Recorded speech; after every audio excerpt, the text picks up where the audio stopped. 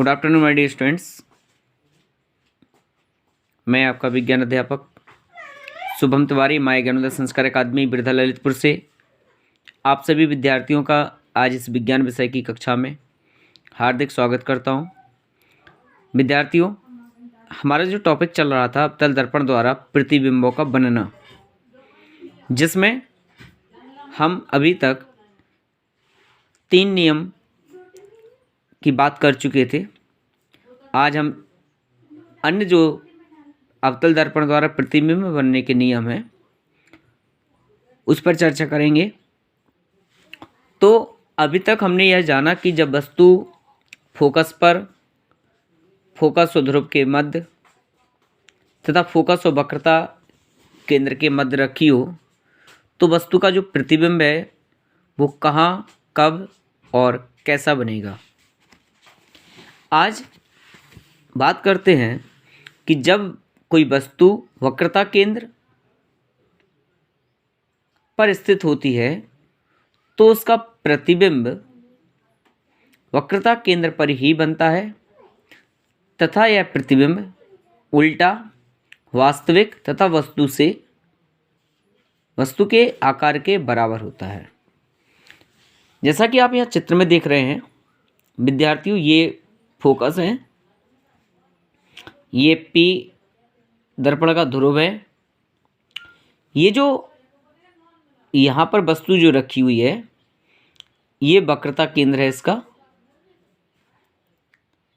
ये दर्पण का वक्रता केंद्र है। वस्तु यहाँ पर रखी है OA। इस OA वस्तु से चलने वाली प्रकाश की किरण मुख्य अक्ष, जो यहाँ पर मैं लाइन कर रहा हूँ, ये मुख्य अक्ष है इसका, इस मुख्य अक्ष के समांतर है। तो जब कोई प्रकाश की किरण मुख्य अक्ष के समांतर किसी दर्पण के पृष्ठ पर टकराती है तो परावर्तन के पश्चात वह मुख्य फोकस से होकर के जाती है। तो यहाँ पर ये किरण यहाँ पर इस तरह से गई और परावर्तन के पश्चात ये फोकस से होकर के इस तरह निर्गत हुई थी। तथा दूसरी ओर यहाँ पर एक किरण और डाली गई जो आपतित हो रही है यहाँ पर मुख्य फोकस से। तो दूसरा नियम क्या है? जब कोई प्रकाश की किरण मुख्य फोकस से होकर के दर्पण के पृष्ठ पर पड़ती है तो वह टकराने के पश्चात परावर्तन होकर के उसका वो मुख्य अक्ष के समांतर हो जाती है। तो ये जो किरण वस्तु से यहाँ पर मुख्य फोकस से होती हुई यहाँ पर दर्पण के पृष्ठ पर पड़ी, वो मुख्य अक्ष के समांतर होकर के इस तरह से निर्गत हो जाएगी यहाँ। और जहाँ पर ये दोनों निर्गत किरणें आपस में प्रतिच्छेदित करेंगी वहाँ पर वस्तु का प्रतिबिंब बनता है। तो वस्तु का जो प्रतिबिंब बना वो कहाँ बना? वक्रता केंद्र पर ही बना। तो विद्यार्थियों, तो जब कोई वस्तु किसी दर्पण के मुख्य अक्ष के वक्रता केंद्र पर अगर रखी हुई है तो उस वस्तु का प्रतिबिंब भी वक्रता केंद्र पर ही बनेगा, परंतु प्रतिबिंब वस्तु से उल्टा, वास्तविक और वस्तु के बराबर ही होता है। इसके बाद नेक्स्ट क्या है कि जब कोई वस्तु अनंत दूरी पर रखी हो, कहाँ रखी हो? अनंत दूरी पर रखी हो, तो उस वस्तु का प्रतिबिंब दर्पण के वक्रता केंद्र तथा मुख्य फोकस के मध्य में वस्तु से छोटा, उल्टा एवं आभासी बनता है। तो आइए इसको भी देखते हैं। देखिए, ये दर्पण का मुख्य अक्ष है, ये दर्पण का ध्रुव है P, ये मुख्य फोकस है F, ये वक्रता केंद्र है C और ये OA, ये OA ऑब्जेक्ट यानी वस्तु है और ये IB ये वस्तु की इमेज यानी वस्तु का प्रतिबिंब है।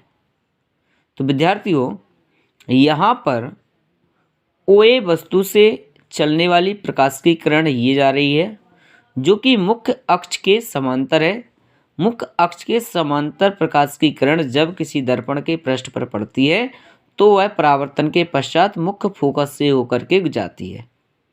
तो ये जो किरण यहाँ से दर्पण पर पड़ी आपतित किरण, ये परावर्तन के पश्चात ये परावर्तित किरण फोकस से होकर के निर्गत हो जाएगी। यहाँ पे दूसरी किरण ये वक्रता केंद्र से होकर के यहाँ पर दर्पण के ध्रुव पृष्ठ पर पड़ रही है, जो कि दर्पण के पृष्ठ पर पड़ने के पश्चात जब कोई प्रकाश की किरण वक्रता केंद्र से आपतित होती है तो परावर्तन के नियम अनुसार वह किरण पुनः उसी मार्ग में वापस लौट जाती है। तो जैसे ही यह किरण परावर्तन के पश्चात उसी मार्ग से वापस लौटेगी तो ये जहाँ पर ये दोनों एक दूसरे को प्रतिच्छेदित करेंगे वहाँ पर वस्तु का ये प्रतिबिंब बनता हुआ हमें दिखाई देगा। अब आप देख रहे हैं यहाँ पर कि वस्तु का जो प्रतिबिंब है वो वस्तु से छोटा है, उल्टा है और आभासी है, यानी स्पष्ट नहीं दिखाई देगा। हम केवल इमेज कर सकते हैं, कल्पना कर सकते हैं इस चीज़ की। तो विद्यार्थियों, जब किसी दर्पण के मुख्य अक्ष पर कोई वस्तु अनंत दूरी पर रखी होती है तो उस वस्तु का प्रतिबिंब वक्रता केंद्र तथा फोकस के मध्य में उल्टा, आभासी तथा वस्तु से छोटा बनता है। ये प्रतिबिंब बनने का अनंत दूरी पर रखी हुई वस्तु का नियम है। अब विद्यार्थियों, अगला है छठवां, ये वाला कि जब कोई वस्तु अनंत दूरी पर होती है और उससे आने वाली प्रकाश की किरणें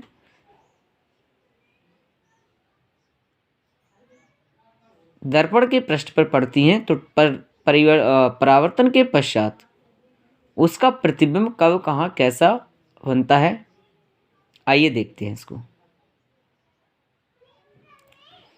ये अनंत दूरी से आने वाली प्रकाश की किरणें हैं। वस्तु का पता नहीं है कहाँ रखी है। विद्यार्थी एक बात यहाँ पर ध्यान देना, चित्र संख्या 5 में ये वस्तु जो है अनंत दूरी और वक्रता केंद्र के मध्य रखी हुई है तथा छठवां है अनंत दूरी से आने वाली प्रकाश की किरणें।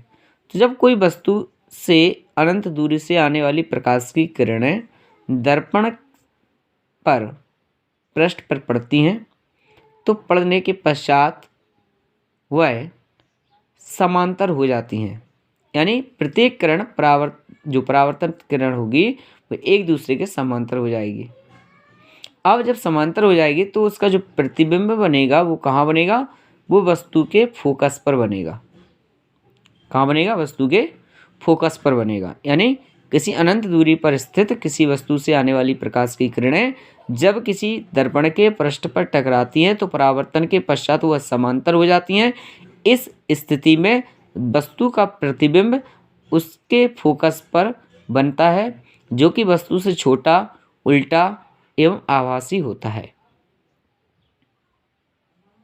तो विद्यार्थियों, ये थे परावर्तन के पश्चात दर्पण के द्वारा, अवतल दर्पण के द्वारा प्रतिबिंब बनने के नियम। कल फिर पुनः उपस्थित होकर के एक नए टॉपिक के साथ उपस्थित होंगे। तब तक के लिए आप सभी को हमारी ओर से बहुत बहुत धन्यवाद, शुभकामनाएं। Thank you.